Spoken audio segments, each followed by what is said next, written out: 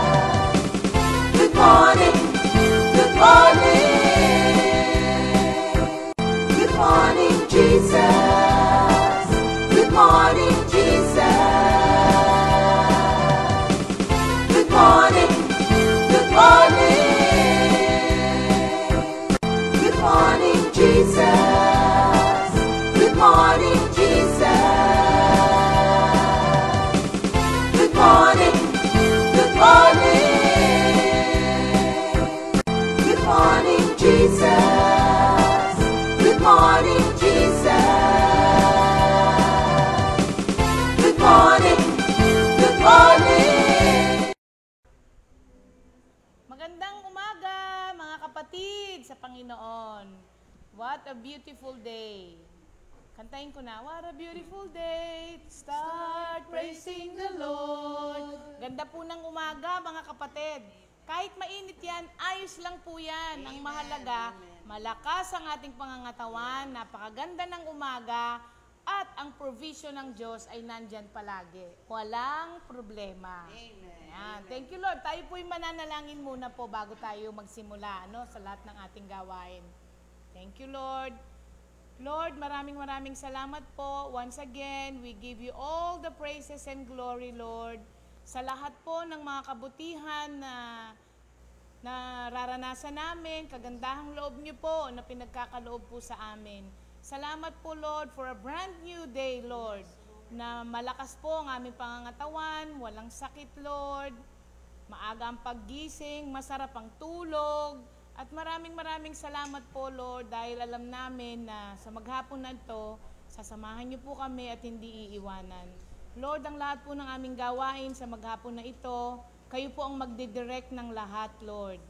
Kayo po ang magkokontrol sa amin para po ang lahat ng mga gagawin namin, iisipin namin, at sasabihin po namin ang mga bagay na makaka-edify sa body of Christ, Lord, at makakalugod po sa inyo. Maraming salamat po. In Jesus' name we pray. Amen. Thank you, Lord.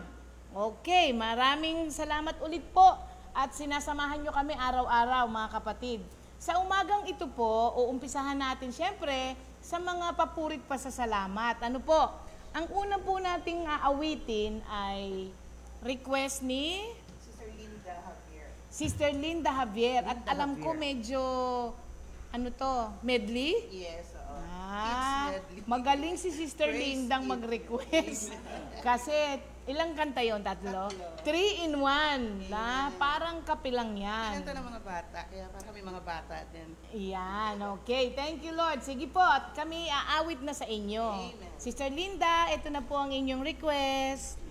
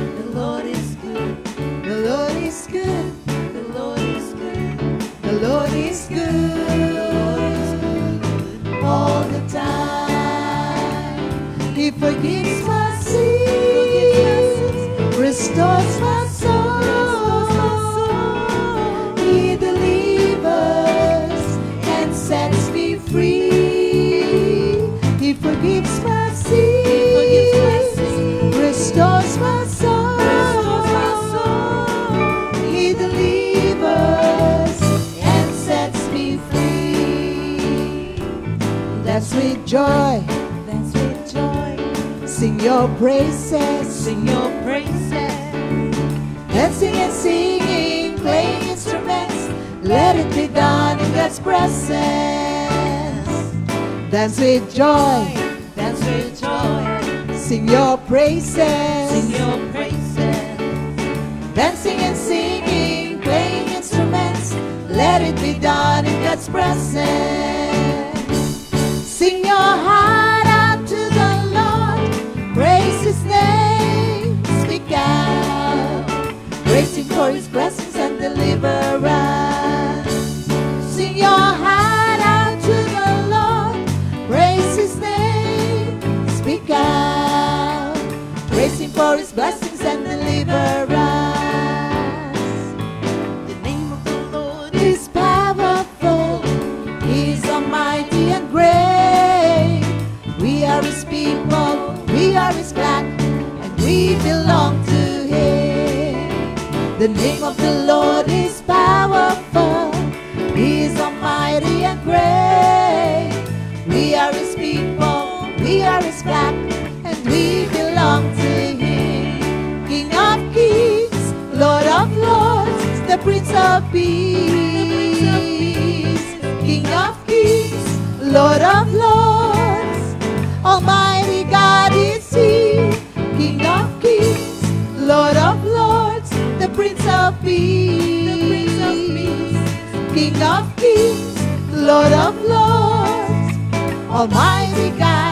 Almighty God is He. Sing your heart to the Lord, praise His name, speak out, praise Him for His blessings and deliverance. Thank you, Lord. Wow! Ang aaga ng mga kapatid natin, ha? At ang dami na natin. Amen. Ayan. Good morning, Jesus! Nakalimutan ko yung good morning, Jesus.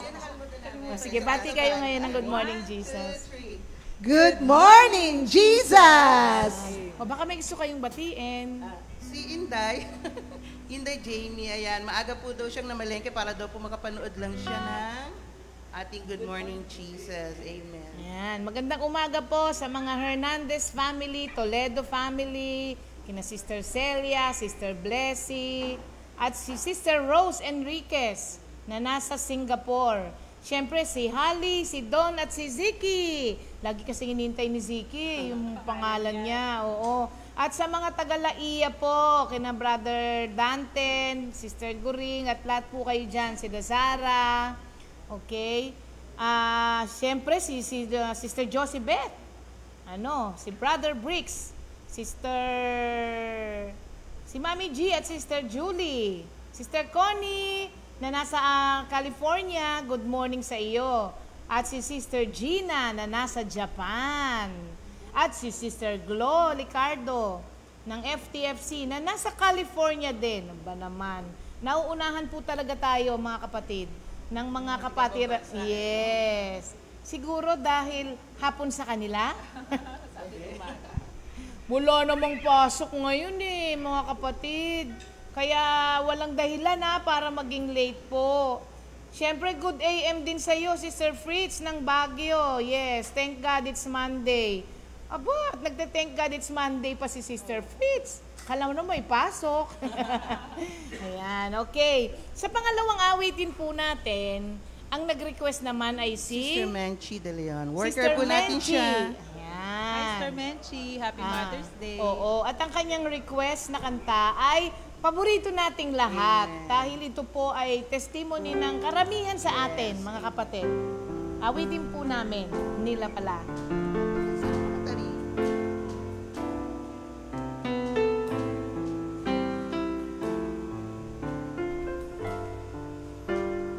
Kung nalaala ko ang buhay ko noon, alaalang kay dilim ang siyang naroon. Laking pagbabago ginawa ni Kristo. Ako na nasa kadiliman, dinala niya sa kaliwanagan. Kung maalala ko ang buhay ko noon, alaalang kay dilim ang siyang naroon. Laking pagbabago ginawa ni Kristo. Ako na nasa kadiliman, dinala niya sa kaliwanagan.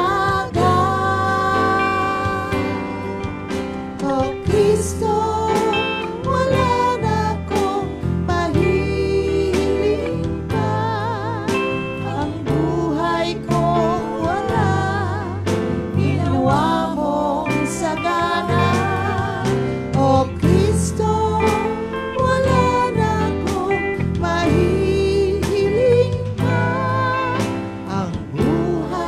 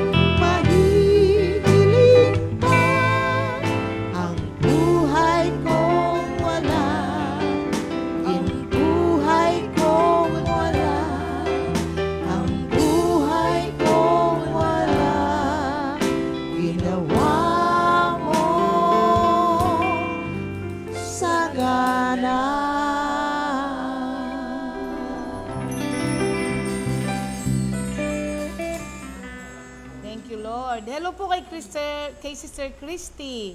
Sister Christy Milanyo ng Delano. Ayan, nakapanood siya ng live ngayon, mga kapatid. Thank you, Lord. At sa mga, lahat po ng taga-East, maraming present na mga taga-East. Alam nyo na pa yon, mga kapatid, kung sino po kayo sa mga taga-Bulacan, taga-QC,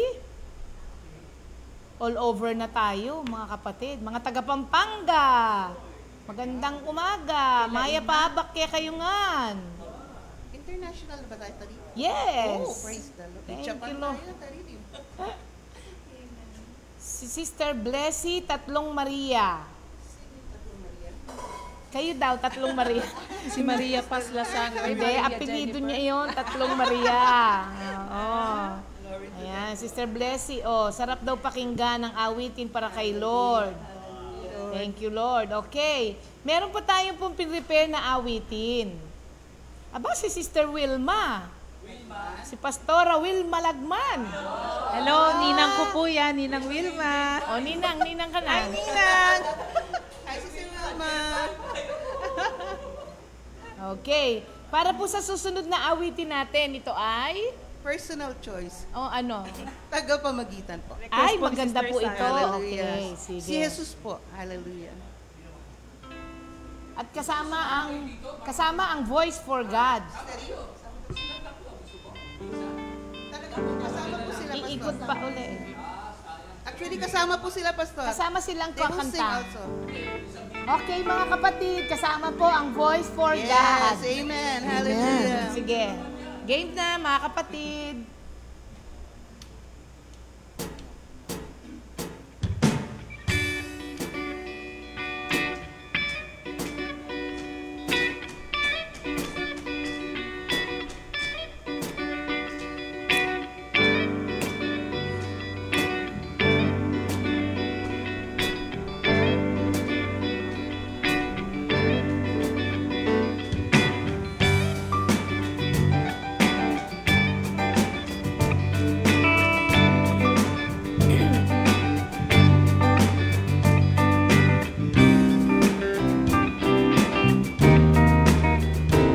Ibigin mo, Panginoong Jesus, ang mga dalangin ko.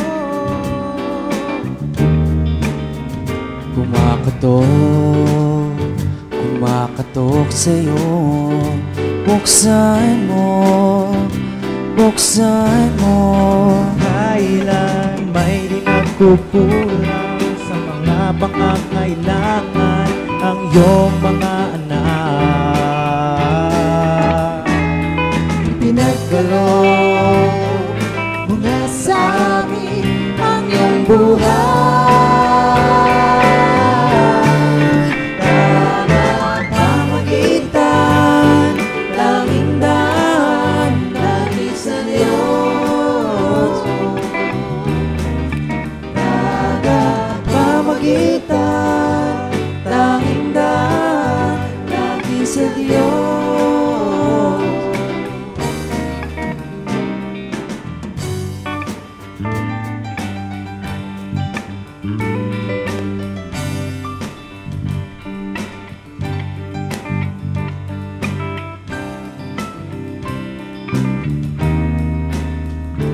Ibigin mo, Panginoong Jesus, kami lumalapit sa'yo.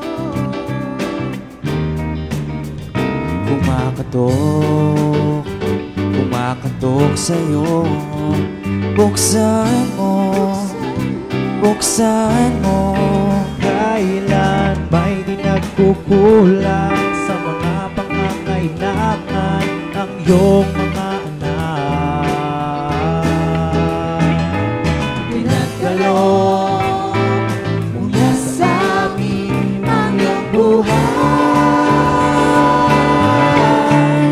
Tagapamagitan, tanging daan, tanging sa Diyos. Tagapamagitan, tanging daan, tanging sa Diyos.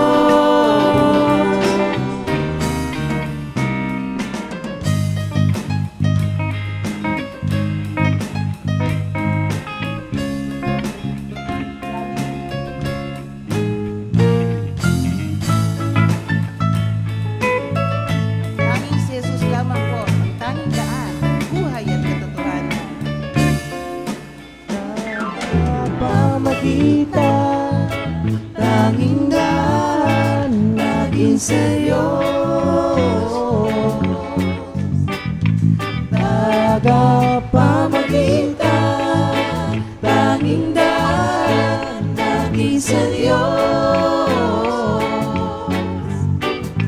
Tagapamagitan, tanging daan, lagi sa Diyos. Tagapamagitan, tanging daan, lagi sa Diyos.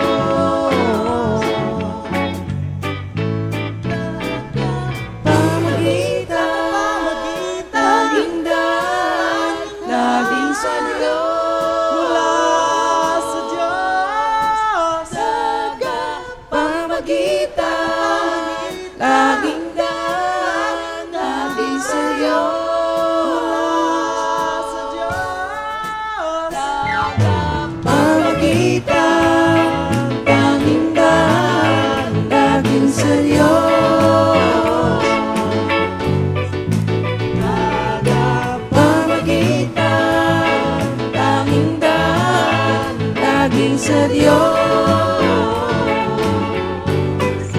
tagapamagitan, tanging daan, laging sa Diyos. Tagapamagitan.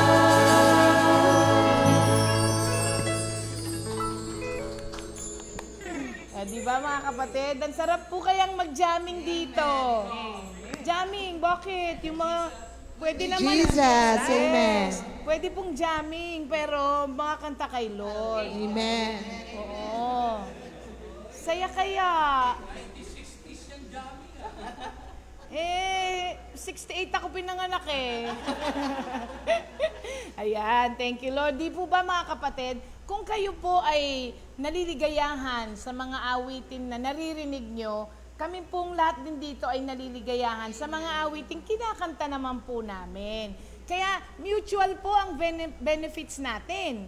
O, kagaya ngayon, ang dami ng mga nag-request. O, di ngayon, nagre-request kayo.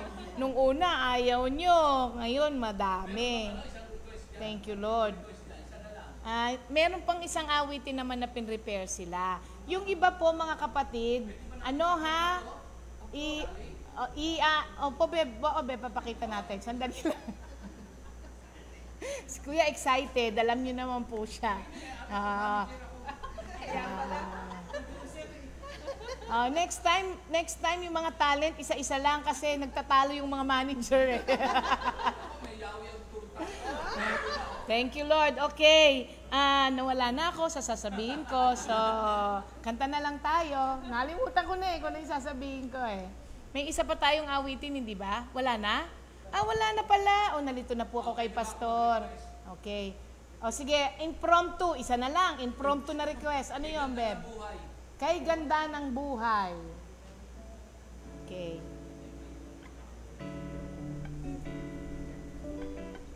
Si Jamie, sabi ni Jamie, kasama din po ako ditong kumakanta.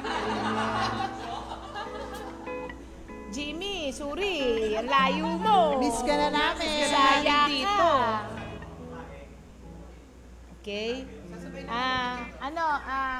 Kay ganda ng buhay. Sige lang, kahit mataas yun, nandiyan naman kayo eh. Kuha naman sige.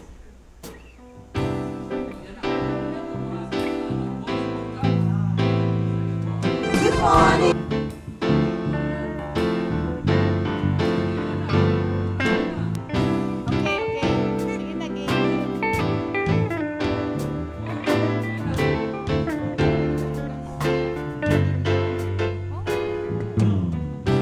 Kay ganda ng buhay, kay gandang pagmasdan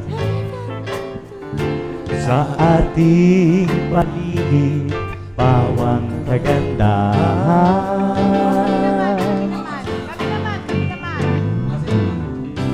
Kay ganda ng buhay, kay ganda pagmasdan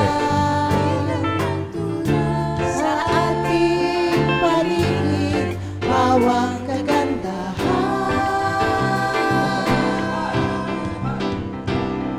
Ang langit at lupa'y nagpabadyan ng kalwalhatian mo. Kay ganda ng buhay ko, taglay.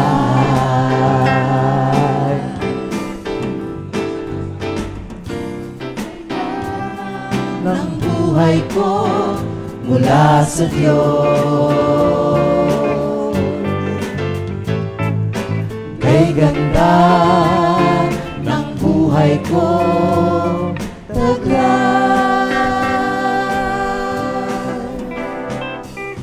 Kay ganda ng buhay ko mula sa Diyos. Kay ganda ng buhay ko, taglay. Ang langit at lupa'y nagpabadyan ng kalwalhatian mo.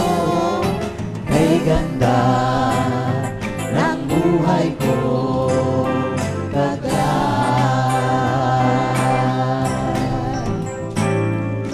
Kay ganda ng buhay ko mula sa Diyos.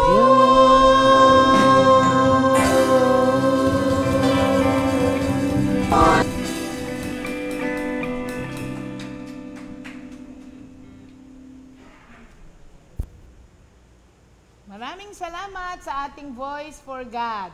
Galing naman, ha? Thank you, Lord. At sa ating Tres Marias. Ay, 3 Maria pala, sabi ng sister. Sige po. Ay, thank you, Lord. Ngayon, dadako naman muna po tayo sa ating word. Kaya, hintay lang po kayo dyan. Tawagin na rin po yung mga ibang kasambahay, yung mga kasama sa bahay, para dadako na po tayo sa Word of God. Jesus, good morning, Jesus. Good morning, good morning. Good morning, Jesus. Good morning, Jesus.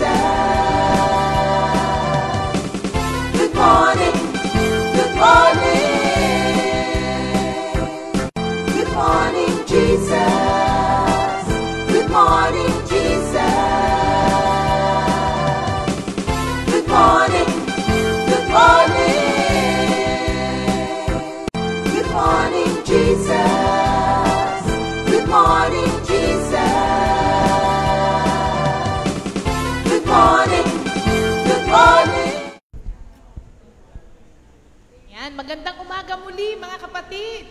Sister Linda, Pastor Rafi. Good morning po sa kanilang lahat. Happy Magandang umaga Mother's po. Day Magandang umaga po sa inyo lahat. Meron na siyang microphone. Ayan. Mga kapatid, alam niyo po, marami sa inyo ang natutuwa dito po sa segment natin na to kasi palagian daw pong nagpupunta sa kanila ang mga workers pero hindi po nila talagang kilala pa o marami pang hindi alam. Although maiksi ang oras, hindi nyo po talaga malalaman yung tungkol sa aming mga manggagawa. Pero at least po, merong mga part sa buhay namin na nare-reveal sa inyo at nalalaman nyo po sa mga ganitong pagkakataon. Maiksi man ang oras, meron naman pong na-share sa inyo. At sa araw po na ito, si Pastor Rafi at si Sister Linda. Thank you, Lord. Again, magandang umaga sa lahat at yung belated happy Mother's Day sa mami, no, Pastor, sa lahat sa atin, at si Sister Wilma Lagman, hello, Sister Wilma, andyan ka pala, si Troy, kamusta na si Troy, alam kong yung iyong ministry ay pinalago ni Lord. At several times nagkita tayo sa hindi inaasahang pagkakataon. Si Lord kasi ang nagtatakda. At sa lahat ng nagkaroon ng kaugnayan sa Comfy Family, the blessings of the Lord, the grace of our Lord Jesus Christ, the love of the Father, and the fellowship of the Holy Spirit remain in all of us. So today, dahil dito sa pangyayari sa COVID, alam nyo dito sa loob, madami kaming mga pamilya kami dito.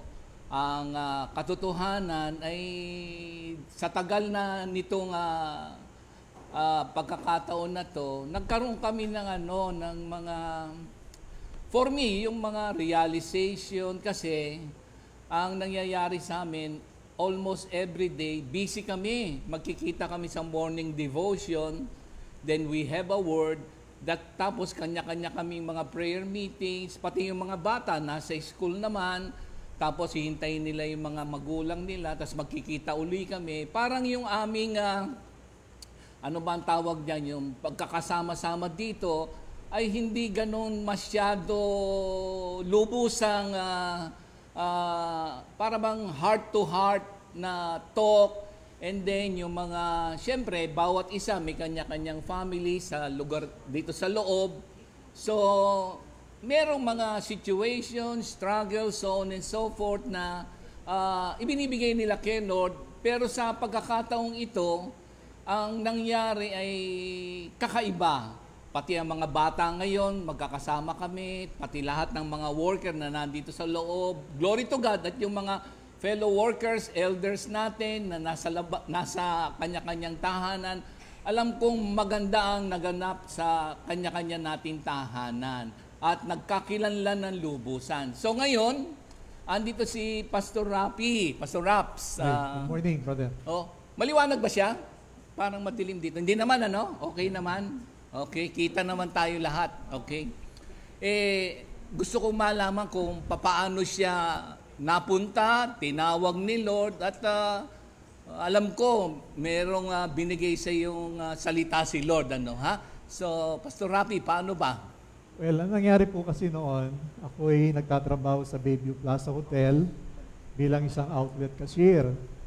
Nagkataon ng prayer meeting ginaganap sa Bocasio. Yung Bocasio, ito yung pangalan ng disco house. Nagkataon ako naka-assign doon bilang outlet cashier. Nakasama ko dyan, Sister Opie Pimentel, si Pastor Alex Dueñas, Dali Dueñas, magkakasama kami dyan. So, ini-invite nila ako pero tinatakasan ko sila. Yung Bayview Plaza doon sa may United Nations. Katapat ng US Embassy.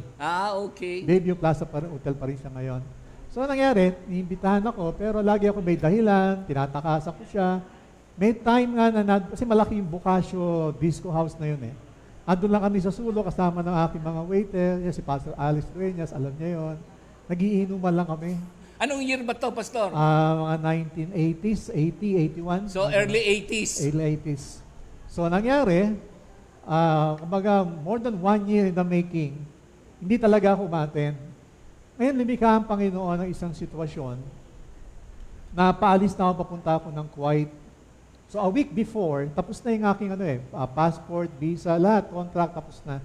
Kung bakit naman, itong may-ari ng hotel, gusto niya ng final general check-up doon sa mga employee kukunin niya. So, dumating yung doktor niya, kung bakit naman, di ko maintindihan, bigla ako nagkaroon ng bukol na malalim na sa baba ng aking tiyan. Sabi ng doktor, you have to undergo an operation. Immediate operation, sabi sa akin. Pero right after your operation, sabi niya, just inform us na tapos na, balikan ng Kuwait. So, madalit salita, nag-undergo ako ng operation. Nung nasa hospital na ako, mag-isa lang ako, walang nagbabantay, kung bakit naman ang dami-daming mga bad news dumating sa akin. Una, natanggal ako sa trabaho kagad, nagkahiwalay kami ng girlfriend ko, ang dami-dami na at loss na ako. Sabi ko, buti mo, mamatay na lang dito, matapos na ito. Dahil yun ang pakiramdam ko eh. Nasa ka-o-opera mo lang yan, Pastor? Ka-opera ko lang noon. Mga a day after ng operation. Tapos, mga 3 days, umabas na ako. Pero at loss ako, hindi ko alam kung anong gagawin ko. Pero merong particular na tao kung hinahanap, si Sister Opie Pimentel. Si worker natin yan, nasa Baguio ngayon siya. Ngayon. Okay.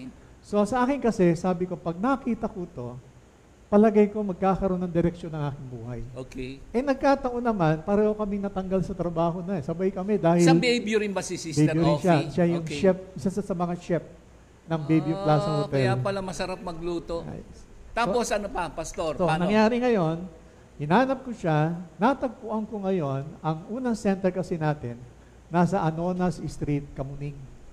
Kamuning, So, okay. yun ang ating first center. Unang-una yan, ha? Unang-una yan. So, dumating ako doon, ang una ko nadatnan, ang Mami Ligaya, hindi ko pa siya kilala eh. Okay. Tapos sabi ko, magandang umaga po. Tinanong niya, sino ba hinanap mo, Sister Offie? Sige, maupo ka lang. Nagbabasa siya. Ngayon, sa may bandang isang sulok, may piano. Sabi ko, pwede mo ba tumugtog ng piano? Kasi nakita ko merong pyesa eh. Marunong mo ako bumasa ng nota. Tumugtog ako. Maya-maya, ang Mami Ligaya nagtatalon. Sigaw na, praise the Lord, praise the Lord, praise the Lord. Tapos sabi niya, matagal ka na naming hinihintay. Nagulat ako, sabi ko, ba't ako hinihintay nito? Tapos tinawag niya lahat ang mga manggagawa. Sino yung mga manggagawag nandun? Na Si Pastor Mayor Igia, Pastor Angel Caballero, si Didi Tabora, Pastor A.G. Tolo, Brother Joe Marie, Pastor Larry Castillo. Wala pa si Nonoy. Nandun na. Andun na rin si Daling Nonoy. Dorens, nandun na siya. Tapos, nagbiro ang nga kagad, sabi, ay, Brother Nonoy, may kapalit ka lang ng pianista. So wala pa si Arnold pala niyan? Wala pa siya. Wala pa siya. Naku, malalaman naman natin sa sunod. Sa'yo muna, Pastor. So, nangyari nga ganoon. So, naglabasan lahat ng worker, palakpakan. Hindi ko maintindihan ano ba nangyayari. Pero after 1 week, meron tayong Life in the Spirit seminar. Naginanap sa DAP. So, nung naginanap sa DAP, doon ako nabaptize. Tapos, thank you Lord, ang Mami Ligaya mismo, ang ginamit ng Panginoon. Talagang katakot-takot na iyak at hagulgul ang aking inabot.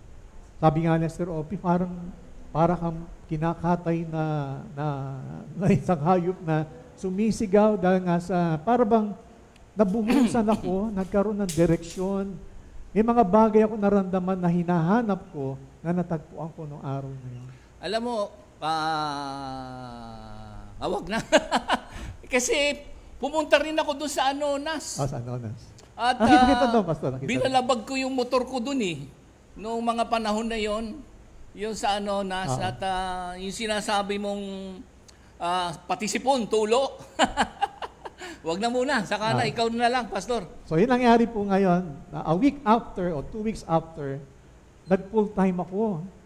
Siyempre, maraming agam-agam, baka ito'y emosyon. Sabi niya, napakabilis masyado. Ayaw nila akong paniwalaan dahil nga noong time na yon, dahil sa, todo postura, sabi nga na, di daw pwede sa mga ganyang gawain. Masyado daw akong elite na tao. Dahil Anong taon yan, Pastor Ralph? Mga 1983. Sabi mo, early 80s. Early 83, mga ganun time. Tama, yung mga panahon na yon, ang naabutan ko doon si Michael. Oh, yan pala si Brother Michael. Michael Sicilia. Sorry, Brother. Tapos yung luha, uhog, lahat. Saka na, ang ginawa ko doon, medyo kahiya-hiya eh. Saka na lang, ikaw na muna. Yung pala yung si Mer Igia, meron na siyang WIM. Si ngayon. Brother Eji Tolo, bishop ba siya? Bishop na siya ngayon, kung di ako nagkakamali, sa Word for the World. Si Angel. Brother Angel na kalimutan. Meron ng church. Sino pa ba kamo? Si Brother, Nonoy, nakilord na. Nakilord na. Brother Titi Tabora. Nasa Amerika. Well, sad to say, hindi siya nagpatuloy sa ministry. Pag-pray natin, makabalik siya. Tapos siya, si Brother Michael, of course, Brother Joe Marie. Yan. Joe Marie, meron na rin sarili. Yes. Salamat kay Lord. So, pagkatapos nung ano pa ba yung mga kaganapan? Sabi mo, meron kang word kay Lord. So, nangyari yun, yung unang first prayer meeting na natin ko sa Union Street kay Pastor Ray Lau. Union Street. Yun ang bahay niya, apartment pa lang naman ang bahay niya noon eh. Pastor Ray. Pastor Ray. Doon ko rin na-meet si Sister Amor Lau. Tapos kasi noong mga time na yon, hindi naman tayo maraming prayer meeting eh. Handful prayer meeting. Kaya pag pumunta sa isang prayer meeting, doon kami lahat. Doon kami nag-dinner. Minsan mas marami pa yung worker kaysa sa pinupuntahan. Parang isang tao, ang worker 20 ang darating doon.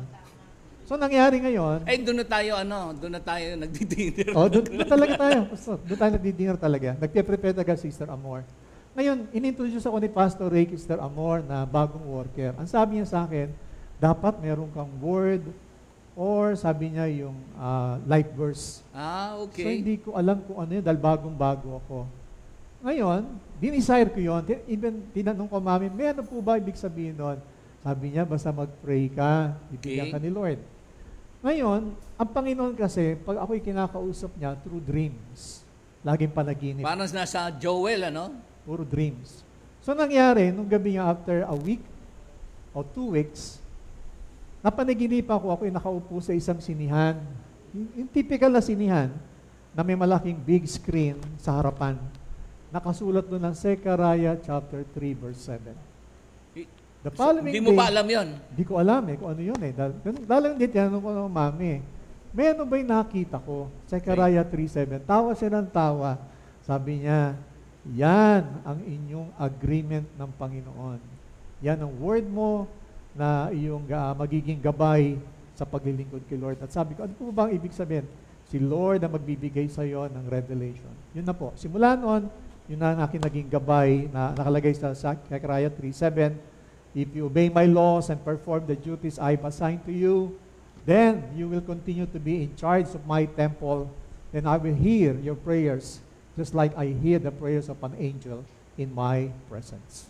Ay, mga kapatid, na habang nagsasalita si Pastor Rapi, meron akong, yung palang mga message natin, sabi nga ng Mami, yun ang inyong agreement or a covenant with the Lord. Yes. At si Lord ang magre-reveal sa iyo nung word na yon. Bibigyan ka ng illumination and inspiration.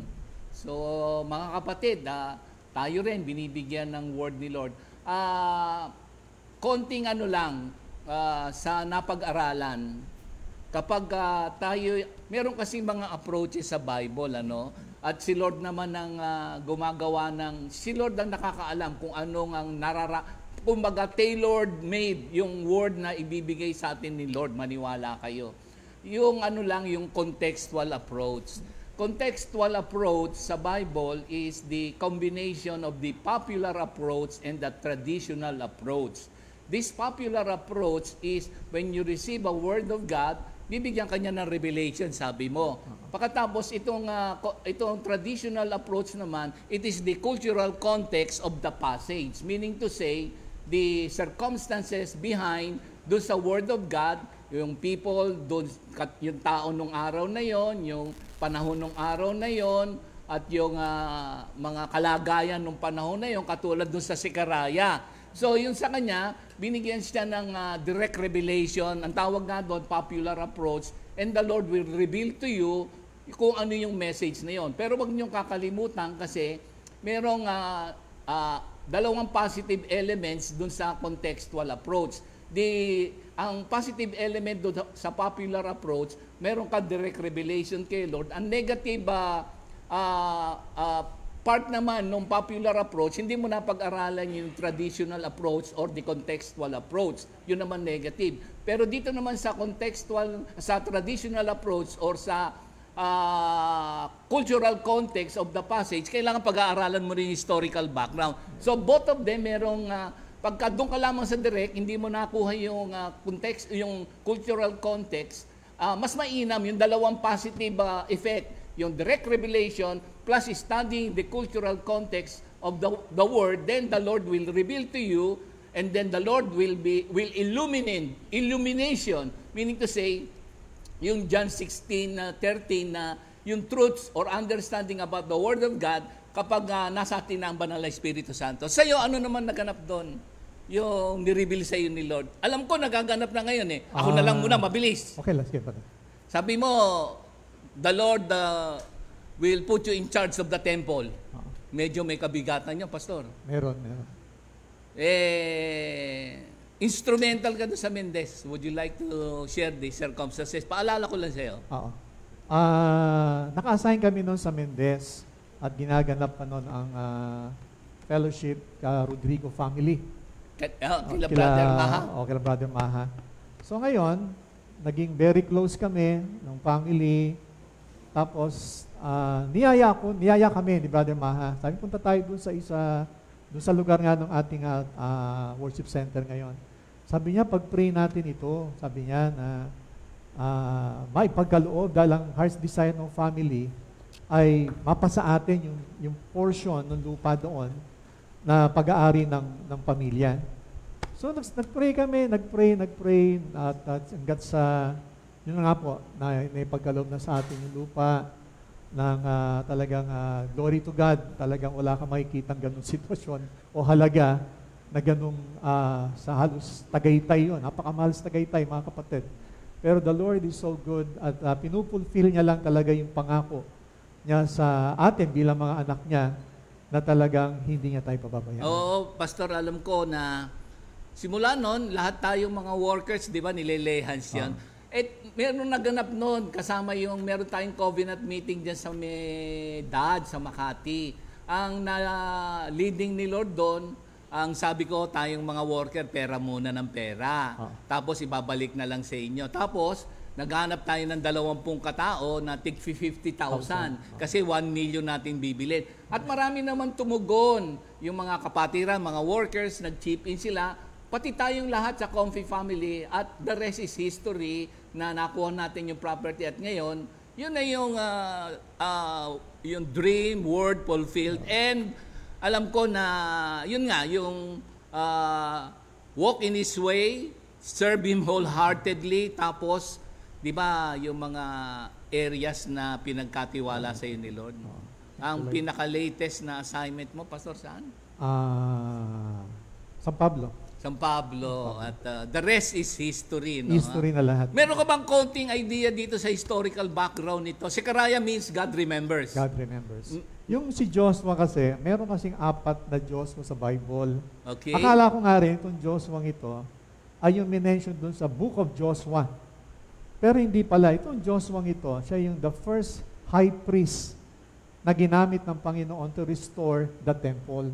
Very good. Crucial ito, mga kapatid. Sa chapter 6. Cultural context. Nandun sa chapter 6, na ginamit siya to restore the temple noong time ni Zechariah. Di ba yung Joshua, Yeshua? Yeshua, ginamit doon. The Lord saves. At alam mo ba, konting cultural context or historical backgrounds no Zechariah chapter 3, 1 to 10. Nakita mo rin ba to? Meron doon sa 8 and 9. Meron kasi binanggit na bronze. Yan, okay. May binanggit na 7 eyes. Yan. So, tinignan ko siya. Yung bronze kasi po doon ay inahil yung tulad sa John 15. Okay. I am the vine and the branches, which speaks of fruitfulness. Okay. Yung 7 eyes naman, sabi ko, ba't kaya 7 mata? So, during the ancient times, ang mata pala ginagamit as an instrument para ang isang tao ay matuto. So, yung sinasabing 7 eyes ng Panginoon doon kay Joshua, na itong si Joshua bibigyan ng the fullness of wisdom and knowledge about Christ. Ayun. Yung pala yung eyes. So, ito kasing vision to, di ba? Vision yes, nito. So, yung 8 to 9, napakagandang revelation. Doon sa akin, napag-aralan ko naman yung 1 hanggang 7. Kasi pag tinignan nyo, ang picture dito, ina-accuse ni Satan, si Joshua. Kaso, ang ginawa ng mga angels, pinalitan siya ng linen, na pure. Kasi si Satan, laging ina-accuse tayo. So, ito'y patungkol sa coming Messiah.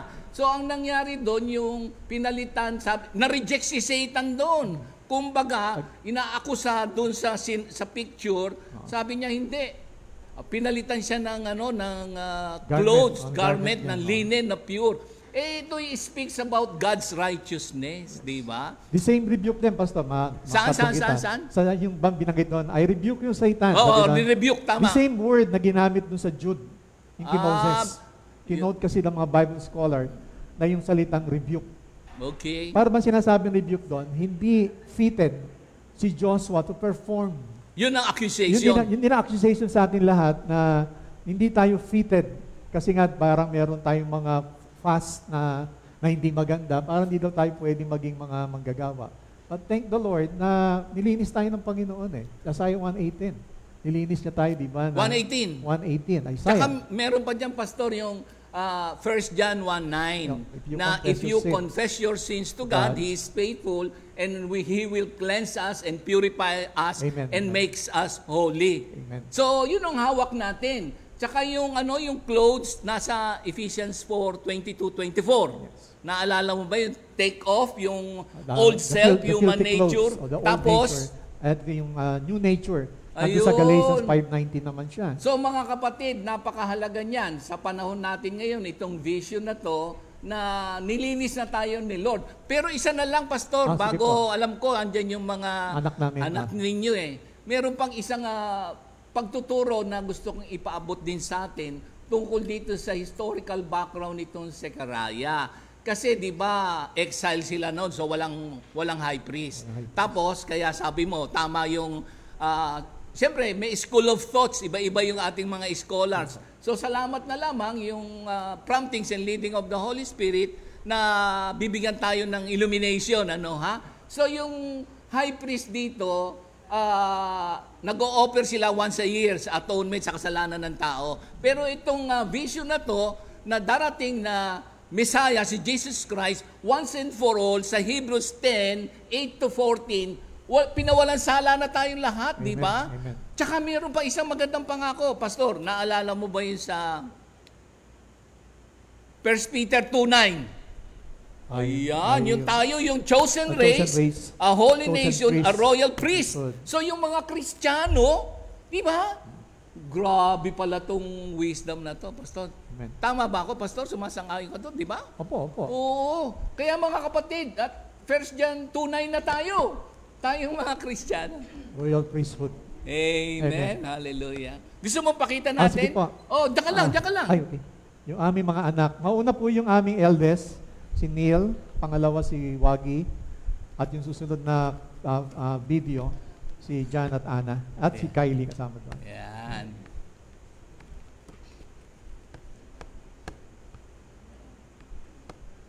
Si Neil ay nasa New Zealand. Yung nga po pupuntahan sana namin, kaya lang si Lord lang nakakaalam. Amen tayo dyan, Pastor. Amen tayo dyan, Pastor. Well, hello. Ayan, Beb, habang wala pa, gusto mo kay Sister Linda? Wala pa daw. Ito na. Ayan. Ito po si Neil. Especially kay Brother Alex. At kay Sister Ria. Ayan. Sa aking mami na si Linda at si Tito Rap. Hello. Babati lang kami sa inyo ng hello and kamusta kayo dyan. Hope everything is okay. Ito po kami ngayon sa Lower Hutt, Wellington, New Zealand. Spending our time having dinner. Magsasabi lang kami sa inyo ng hello at hopefully everything is okay there sa Pilipinas. Ito po ang aming pamilya sa household. Ito po si Arnie, ang aking beautiful wife. Ang aking youngest na si Nadine. Say hi, Nadine. Ang aking mother-in-law na si Anna. This is my daughter Nadia and her boyfriend Dylan. So ayan, kami dito sa New Zealand. Sa lukuyan po ay level 3 na kami. Pababa na kami ng level 2 hopefully sa Wednesday. So ang sitwasyon po namin dito ay 6 weeks ba? 6 weeks kaming quarantine sa bahay na kami lang ang magkakasama. Ang tawag po sa amin dito ay isang malaking bubble na kami lang ang nasa loob ng bubble at wala nang iba. Pero pagdating ng hopefully Wednesday, level 2, pwede na namin i-burst yung bubble at pwede na kaming makipaghalubilo sa mga tao. So, gano'n ang kwento dito sa New Zealand. Masyadong magaling ang ginawa nila kaya ang aming estado or numbers masyadong mababa. 19 lang ang deaths namin. Ang cases namin ay 1,000 plus. Pero 90% recovery rate. So, job well done to the New Zealand government. At syempre sa mga New Zealanders din. So, hopefully, mga Pilipino, sana marating nyo rin yung inyong flatline. Ang tawag doon? Flatten the curve. Basta, yung gano'n. Hello po. Ito si Wagi. Ako po si Wagi. Si Wagi. Youngest ni Mami Linda, Sister Linda sa inyo. Hello mga It's okay. taga-Comfy. Dito si Mami nag-stay whenever nandito siya sa Las Vegas. Ako po yung youngest. 2 decades kami sa Kasibulan. Kasama sila Tita Mila. And meron po ako tatlong anak. Si Paolo, si Isaiah, and Christian. Ang asawa ko si Odette, taga-Kasibulan din. She's a frontliner na sa trabaho ngayon. So, I just wanna wish you all Happy Mother's Day. Para introduce ko kayo sa aking tatlong anak. Akong wife ko si Odette. White, yes. Okay. Nasaan naman sila? And Sa my boys. Las Vegas. Paolo, Isaiah, and Christian. Happy Mother's Day. Yes, Happy Mother's Day. Happy Mother's Day. Happy Mother's Day. Isaiah. Isaiah. So, ito lang konting tour ng amin na magulong bahay. At last year, yung aming dining, yung kitchen, at meron pa rin sa mabati kay Mama Linda na best friend niya dito sa Las Vegas. Si Petro. Happy Mother's Day, Mama Linda. Parot. Happy Mother's Day, Mama Linda. Alright. Mabait na pet. Alright, Mommy, we love you and I think it is long enough. Mula kay Sister Lia dyan at yung lahat ng kasisteran, yung lahat ng mga pastors ng Comfy. Thanks for taking care of my Mama Linda. Number 1 yan, champion yan. And ingat kayo dyan. At that's it. Alright, God bless and we love you all. Alright. Happy Mother's Day again. Mas kamukha mo si Wagi, no? Ito na. Good morning, Comfy Jan. family. Good morning. Ano? Actually, we're praying for everyone's safety during this time. Kasi alam namin maraming nangyayari ngayon sa world. So, pero kami, thankful pa rin kami na at least kami yung family namin dito safe. And si papa namin is safe. So, Actually, bago po nag-start tong crisis na to, yung parang Sunday before nung nagkaroon tayo ng lockdown, may binigay sa aming words ni God.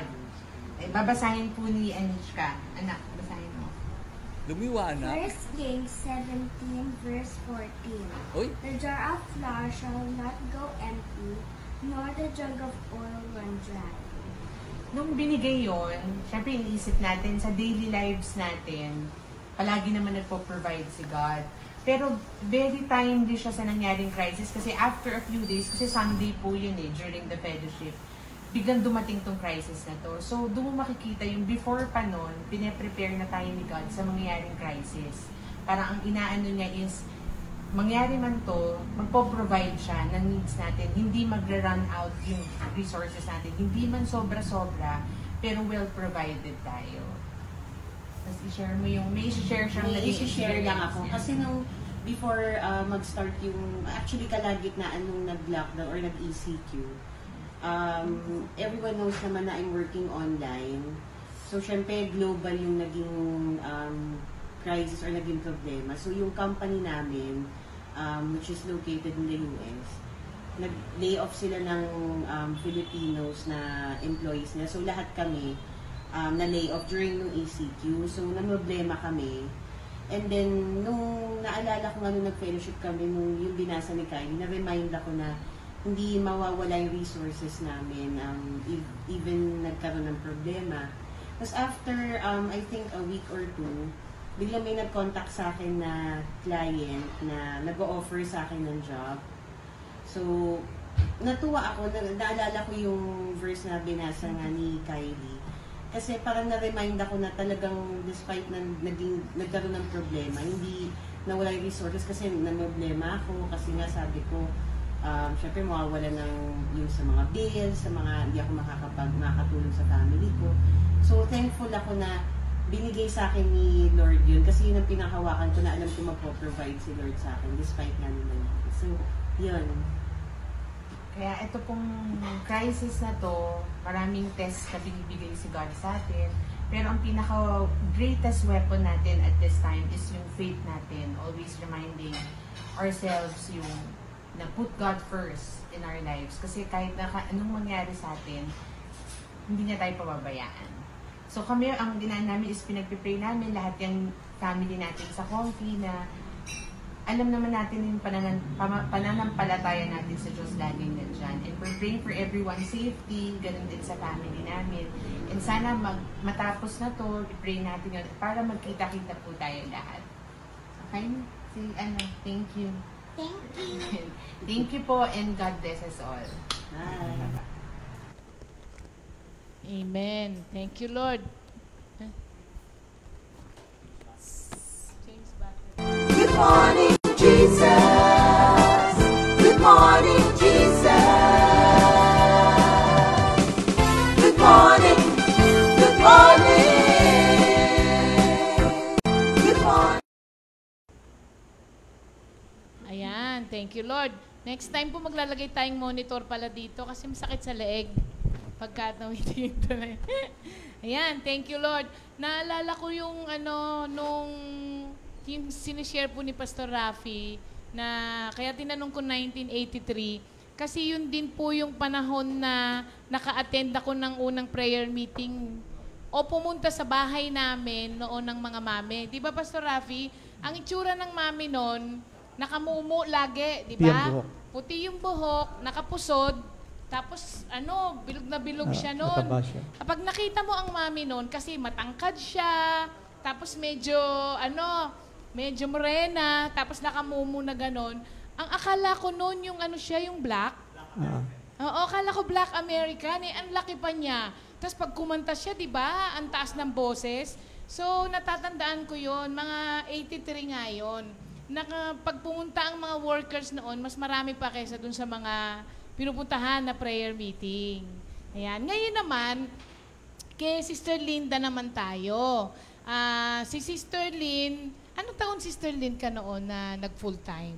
Dito? Oo. 96. 96. Pero, nag-start ka nang umattend sa Comfy? 94.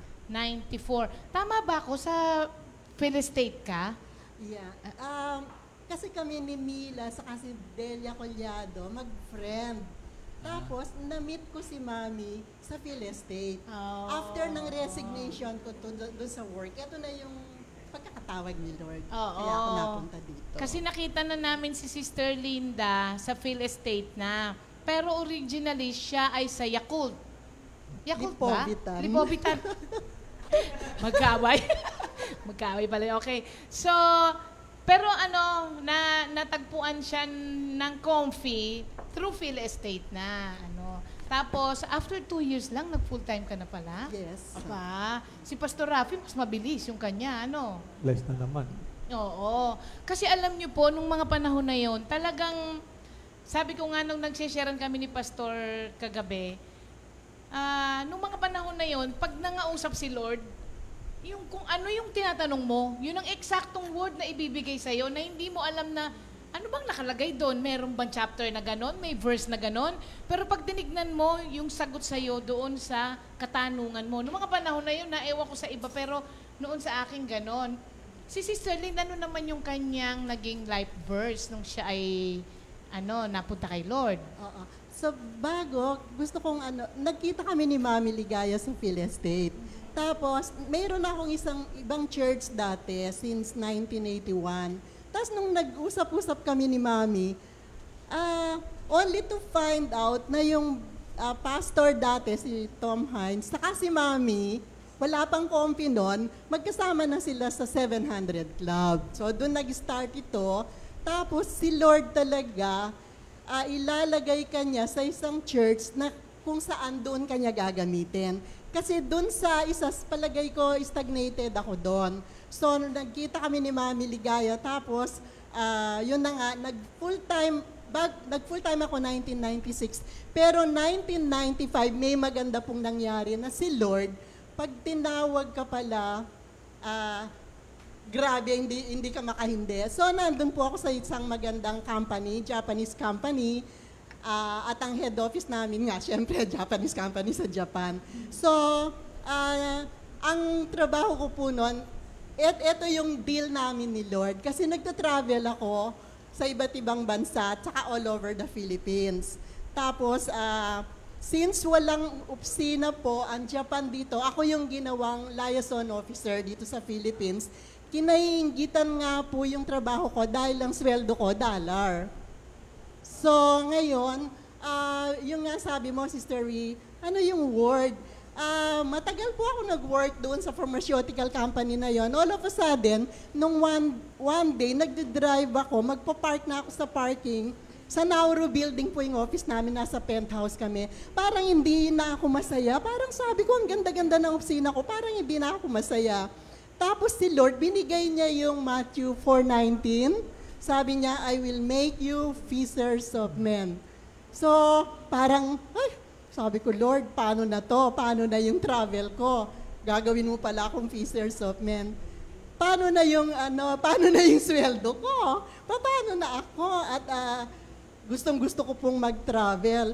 So, medyo, po ito 3 months in the making. Every time nabuksan ko yung Bible, Matthew 4:19, sabi niya, I will make you fishers of men. Alam niyo yung Panginoon, sabi nga ni Pastor kanina, na gagamitin ka ni Lord doon sa alam niyang magiging effective ka. Gagamitin niya yung personality mo para magamit niya, para maipakilala mo siya sa tao. So, sabi ko, teka muna, puro na lang Matthew 4:19. Tapos, Lord, talaga, mag-deal na tayo. Binigay niya yung Mark 1:17. Nakalagay na naman doon, I will make you fishers of men. So vivid, parang dinig na dinig ko po. Tapos, paano po ito, Lord? Binigay niya sa akin yung Psalms 32:8. Sabi niya, I will teach you and instruct you in the way that you should go. Sabi niya, I will counsel you with my eye upon you. Sabi ko, Lord, talaga pong tinatawag mo na ako. Tapos hindi ko na nai-enjoy yung mga nasa penthouse kami, may sarili akong parking, may mga hawak akong tao, and travel ko. Lord, paano na to? Sige, Lord, one last deal. Kakausapin ko itong boss ko na Japanese, 3 yung hiningi ko. Ibibigay niya yung aking kotse na ginagamit, bibigay niya yung 1 year na benefit, yung mga bonuses, lahat, at hihingi ako ng 200% times length of service. Dati po ang binibigay sa kalakalan, 100% pagka humingi ka ng separation, 100% times length of service. Ako po, parang humihingi ako ng dahilan para hindi ako mag-full time. Lord, hihingi ako ng 200% times length of service, yung benefits ko, at saka yung kotse. Pagpunta ko sa boss ko, sabi sa akin, are you crazy, Linda? Sabi niya sa akin. Rinda pa ang tawag sa akin, Rinda Hapon kasi. Sabi niya, kinainggitan nga yung trabaho mo, tsaka yung kita mo, tsaka yung Anyway, sabi ko, no turning back, sabi ko kay boss, give it or leave it.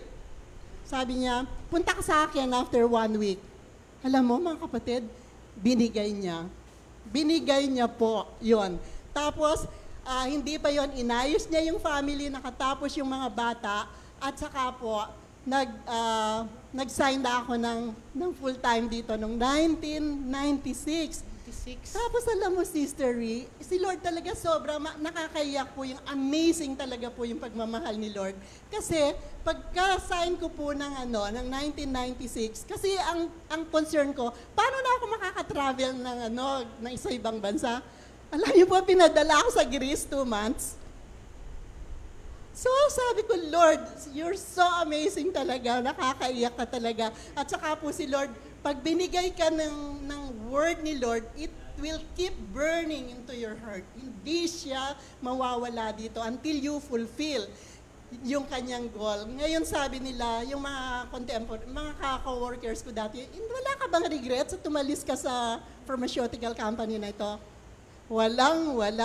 Kasi sobra po ang saya na pinagkaloob ni Lord sa akin. Ayan. Nakita ko po dun sa sharing ni Sister Linda, no, na may church na kasi siya before. Kung nakinggan nyo yung sharing niya, hindi siya tinawag na mag-full-time ni Lord dun sa church na una niyang inatenan. Kasi po, ang Diyos, bawat isa sa atin, ay meron talagang place na i-assign tayo where you will perform all your duties entrusted to you, where you will bring your tithes and love offerings to the Lord, where you will grow. Diba kung tutuusin, pwede naman siya doon. Pero hindi. Talagang kalooban ng Diyos. At pansinin po ninyo, doon sa pagkakatawag sa Kanya, inorchestrate ni Lord ang lahat at minanipulate pa nga ng Diyos ang lahat ng circumstances na nakapaloob sa Kanya. Kasi sabi niya, binigay niya lahat ng mga imposibleng pwedeng mangyari para lang hindi siya mag-full time. Pero nakalimutan ni Sister Linda na ang kausap niya, ang Diyos na may-ari ng lahat. Kaya kaya niyang gawin maski yung mga imposibleng demands mo. Tapos nung binigay na sa'yo yung word na yon, ano ang nangyari naman sa'yo dun sa fulfillment nung life verse mo na yon? Opo, di nag-full time na nga po ako, pinadala sa Greece. Pagbalik ko dito, inassign kami ni Mami Ligay sa outreach. Kaya ako nakilala si Pastor sa outreach po, sa bandang North. So yun po, hanggang ngayon po, kung sa inyong lahat alam nyo na pinadala rin po ako ng ating community ngayon sa Illinois. So, nagpapalit-palitan po kami doon. Sobra po yung si Lord talaga, grabe. Sabi niya, na binigay pa po niya sa akin yung word na inintrust tayo ni Lord sa kanyang gawain. So, ibig sabihin yun, tinitignan niya kung ano yung heart mo bago ipagkatiwala ni Lord yung gawain. Dapat trustworthy ka dun sa kanyang pinagkaloob. Kasi po, at stake yung pangalan ng ating Panginoon na wag na mapahiya ang pangalang Heso Kristo sa lahat po ng ginagawa natin. Amen. Alam niyo po, yung word niya, yung life verse niya, ginawa rin naman po yan ni Lord sa aming lahat na tinawag. Kasi alam niyo po, kapag tinawag ka ng Diyos, kagaya rito, yung pagkakatawag kina Peter and Andrew, James and John, dalawang pares po ito na magkakapatid eh. Ni-redefine ng Diyos ang buhay naming lahat. Hindi ka na maaalala ng mga tao kung ano ka dati. Kaya nga ni-redefine eh. Kumbaga, extraordinary people, kami, parang kagaya rin po nung kay James and John, Peter and Andrew, mga extraordinary people na tinawag ng Diyos at binigyan po niya ng ang mga ordinary people na binigyan niya ng extraordinary anointing to fulfill kung ano yung pinagagawa ng Diyos. Kasi yun ang nangyari dito. Pero alam niyo po, nung kami po ay na-assign din sa Chicago, may nagsama sa amin sa yung may fishing, yung nag-fishing tayo. Hindi, ano ba yan? Sa tita nila Mike. Ano ba yan? Yung lake, Michigan. Sa Michigan. Lake Ngayon, Michigan. meron pong nagsama sa amin doon. Tapos nung time na yon, si ano yan? Si Mike. Si Mike, tsaka si Kleng. Kleng. Oo. Sinama kami. Kasi pala po, ang mga salmon, pagka winter, magwi-winter na, parang nagmamigrate yan sa isang lugar. Kaya ang lahat ng mga fishermen pumupunta doon. Di sinama kami. Tapos may dala sila. Sabi, sister, nag-try na ba kayo mag-fishing? Sabi ko, hindi pa eh. Sabi niya, gusto mo mag-try? Sabi ko, sige, sige. Tapos, mahirap pala yan. Akala mo lang ang dali-dali. Yung palang paghagis ng ganon, pag hinagis mo na ganon, sabay may iikot ka para medyo complicated siya. Mo, Okay lang yun kasi napag-aaralan yun. Ang hindi ko natiis po, yung pagkaganyan niya, nakaupo ka lang. Tagal. Tapos, sabi ko, gano'ng katagal yan? Sabi, sister, bawal po ang maingay. Ha? Sabi ko, hindi para sa akin to. Yung mag-fishing kasi bawal maingay daw. Nandudun ka lang. So kung tutuusin, ang fishing po, it takes a lot of patience. Kung wala ka nun, hindi ka po pwede. Kaya pagdating dito sa tinawag sila, sabi niya, I will make you fishers of men. Kung tutuusin, mga kapatid, fishermen sila eh. So, bago ka maging ganon, alam mo na ang lahat. Alam mo lahat tungkol sa pag-fishing. Kaya lang, nung tinawag sila ni Lord, kaya nga sabi ko, i-redefine ni Lord eh. Kasi, kung tinawag silang I will make you fishermen, alam na nila yon. Lahat ng gagawin nila, ang glory sa kanila na. Kasi master nila yun eh. Pero tinawag sila ng Diyos sa isang gawain na wala silang kaalam-alam. Pansinin ninyo ang sabi niya, I will make you fishers of men. So ang ibig sabihin nun, sa Diyos lahat manggagaling ang kaalaman, ang equipment, kasi kapag tinawag ka ng Diyos sa isang gawain, He will equip you for that work. Kasi siya nag-assign sa'yo, tinawag ka niya doon, He will equip you and provide you with all the things you need para ma-fulfill mo yon. So sabi niya dito, I will make you. So, kung tutuusin po, ang mga disciples nung panahon na yon, pansinin ninyo na lahat ng sinasabi nila, lahat ng ginagawa nila ay nanggaling sa pagmamatsyag nila, sa pag-observe nila, sa pakikinig nila kay Lord na kasakasama nila noon. So, ang mga gawain na inaatas po sa atin ay magagawa lamang natin dahil sa Espiritu ng Diyos na nasa atin. Kung sa atin lamang ay wala po. Ngayon, ang sabi po dito, I will make you fishers of men. Tita Lynn, alam mo ba, na ang unang-unang para ka maging magaling na fishers of men is you have to go where the fish are. Yes. Yan.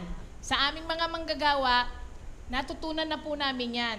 Some of us learned it sa hard ways. Kasi minsan namimili kami kung saan kami gustong pumunta, doon lang kami assign. Pero hindi po, hindi natin alam. Ang mga fisherman, alam nila, di ba yung iba pumapalaot pa? Kung tutuusin, di ba pwede basta may tubig, may isda? Hindi po. Hindi po lahat ng lugar sa tubig. Hindi po porke may tubig, may isda. Kailangan alam mo kung saan yung mga isda. Ang ibig sabihin po nito, kung saan yung mga tao na nangangailangan sa Panginoon, doon ka pumunta. That is where the fish are. Kaya doon ka pupunta. At alam nyo ba yung pagkakas ng nets? Ang sinasabi po rito, yung paghagis ng lambat, ito po yung pagpipreach natin. Yun yung, pag nag-cast ka ng net, kasi kapag hindi ka nag-cast ng net, wala kang mauhuli. Same with the Word of God. If you will not share it, walang makakarinig, walang maliligtas. Amen. Alam mo, Sister Linda, mga kapatid, basahin nyo simula 18 hanggang 22, ha? Bibigyan kayo ng cultural context na approach, Pastor Rapi. Pansinin nyo, yung dalawang magkapatid, iniwanan yung boat. Yung dalawang magkapatid, si John and James, iniwanan yung kanyang mga magulang. So, yung boat sa'yo speaks about your business. Kasi di ba yung boat, doon sila kumikita. Itong dalawa naman, katulad nung kagabi, kailan ba yun? Kahapon, yung sa Luke 9, yung, di ba yung mga iba, maraming mga dahilan. So yung sa'yo, boat speaks about your kabuhayan, pero the Lord has supplied. Yes, tama ba ako, Deb? Kasi, ang dami po, noong una, marami kami mga naririnig. Sabi nila, ang gawain daw po namin ay gawain ng tamad. Kasi hindi daw po kami nagtatrabaho. Mga kapatid, isipin niyo po yung mga iniwanan para lamang gawin. Hindi po mahirap. Yung agam-agam ni Sister Linda, yan din po ang agam-agam naming lahat. Papaano na? Pero kagaya nga nung sinabi kanina, iniwan yung bangka, yun yung kabuhayan. Iniwan ng pamilya. Pati po pamilya namin talaga, mga kapatid. Pero ngayon, supply ni yes. Lord. Yes. Tsaka naglakihan na, graduate na, may mga trabaho na. Si Lord ang nagpo-provide. Ano, ha? Isa na lang po. Sige. Yung pong pagkakatawag sa atin, huwag niyong i-compare ako sa sarili niyo. Yes, Because ang calling ni Lord is unique sa character mo. Yes. Kaya pag kinumpare mo, you'll be discouraged. Pero paano ka tinawag ni Lord as you are, kung ano ka, doon kanya gagamitin. Ayan, Thank you, Lord. Kaya nga po iba-iba ang mga life verse namin. Meron sa amin magkakaparehas, parang si Arnold, ako kapares ko si Arnold ng life sa kanya verse. si Minister Andy. Si Minister Andy. Pero hindi po, porque worker kami, isa lang ang life verse. Hindi po. Kaya nga nung sabi niya, magkakaiba po ang pagkakatawag namin. Kaya nga po namin ginagawa to para malaman po ninyo ano ang mga sitwasyon ng buhay namin nung kami tinawag. Yung iba mahirap, yung iba nasa sa peak ng kanilang career nung tinawag, iba-iba po. Ang mahalaga rito, nasaan ka man noon, tumugon ka ba? Okay, Pastor Rapi, yung future, di ba? Kasi may trabaho naman siya, no? Pupunta ng Kuwait, pero the Lord gave him a message. Tsaka yung gunitain ko na lang, dahil 9:35 na. Di ba sabi mo, nung pumunta ka sa Anonas, andun lahat yung mga contemporaries mo. Ngayon, pinagpala na, may kanya-kanya ng spiritually, no, ha? At yung kanilang mga anak, talagang kay Pastor Angel, ang gagaling kumanta. Tsaka, Pastor Angel Tolre. Oo, kay Sister Jinay, na so on and so forth, mga kapatid. Sabi mo, na-lead ka, natumugtog ka. Tapos, sabi, eto na, pinadala ni Lord. Gusto mo bang to end our live streaming na pwede bang maghandog ka ng then closing prayer na rin? Kayong mag-asawa. Sige po. Sige, welcome natin ulit. God bless, ha. Eto. Alive na alive po itong kantang ito. Amen. Sige, sister. Awitin yung ng Mami Ligaya eh. Yan. Marami kasing version yung I Am Amazed. Pero pinili ko na itong awitin niya kasi dahil kami mag-asawa, ay namamangha kami sa ginagawa ng Panginoon. Sobra yung, sabi nga, deeper than the deepest ocean is your love for us. Di na may paliwanag na ganong pag-ibig. So, tingnan po ninyo.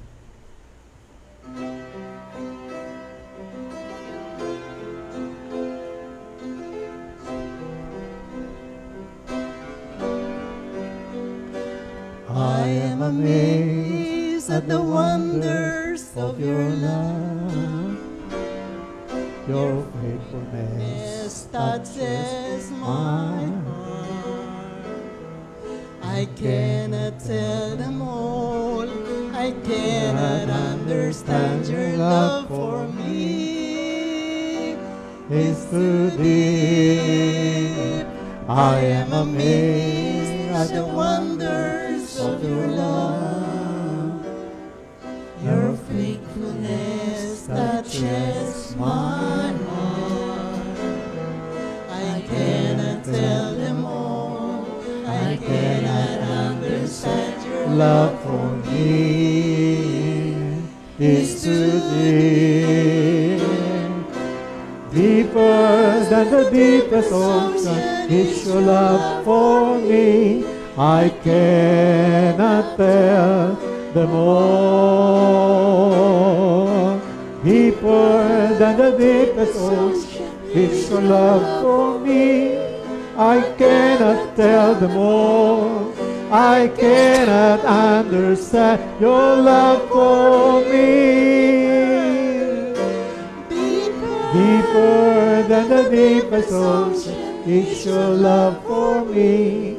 I cannot tell them all. Deeper than the deepest ocean is your love for me. I cannot tell them all. I cannot understand your love for me. Tayo po'y manalangin. Panginoon, maraming po salamat muli sa napakagandang araw na pinagkaloob sa amin. Salamat po sa mga technology na yung pinagkaloob upang maihatid namin ang iyong mga salita na may buhay at may kapangyarihan. Lord, thank you for all the favor we received. Thank you for the protection. Thank you for the provision. Thank you for the new life, O God, na yung pinagkaloob. At wala po kami niling, O Lord, kundi lagi ka namin makasama araw-araw. Salamat po at wala kayong may babalik sa iyo, kundi ang papuri at pasasalamat. Sa pangalan ni Jesus, Amen. So God bless you. Salamat po. Thank you, Lord. God bless.